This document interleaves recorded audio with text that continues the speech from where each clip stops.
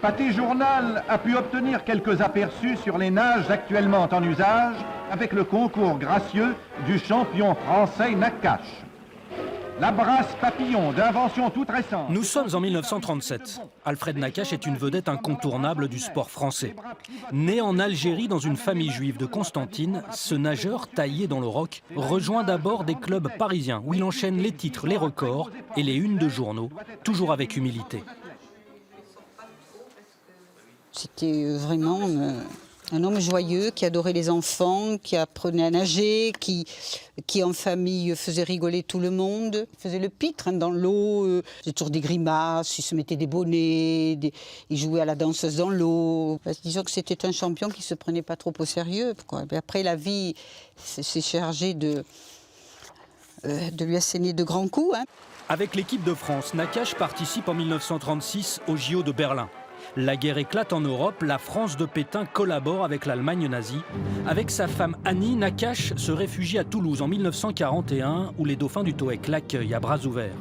Avec leur fille Paul, le couple habite dans cette maison non loin de la piscine. Ils dirigent une salle de sport dans ce quartier du vieux Toulouse. Mais les lois antisémites se durcissent, la presse raciste se déchaîne.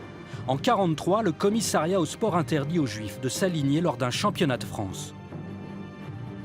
C'était un championnat à Paris, je crois. Donc ils avaient dit oui, les dauphins du TOEC participeront, mais on ne veut pas d'Alfred Nakache. Et bon, ils avaient dit ou on viendra avec Alfred Nakache, ou on ne viendra pas. Et bon, ils ont eu gain de cause, donc Nakache a pu aller. Voilà, mais il y avait une grande solidarité et une protection en même temps. Devenu sympathisant et entraîneur des membres de l'armée juive basée à Toulouse, Nakache finit par être dénoncé. Avec sa femme et sa fille, ils sont arrêtés par la Gestapo, enfermés à la prison Saint-Michel, puis déportés à Auschwitz. Au plus profond de l'horreur, Nakache continuera de plonger et de nager dans l'un des bassins de rétention d'eau du camp.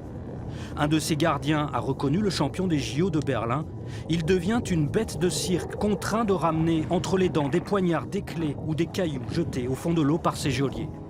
En janvier 1945, Nakache survivra à la marche de la mort vers le camp de Buchenwald, où il restera 3 mois, avant de revenir à Toulouse la même année. Tous les jours, pendant plusieurs mois, il se rend à la gare Matabio, il espère le retour de sa femme et de sa fille. Il ne les reverra jamais.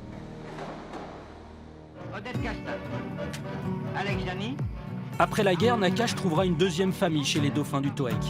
Il reprendra la compétition et participera même aux JO de Londres en 1948.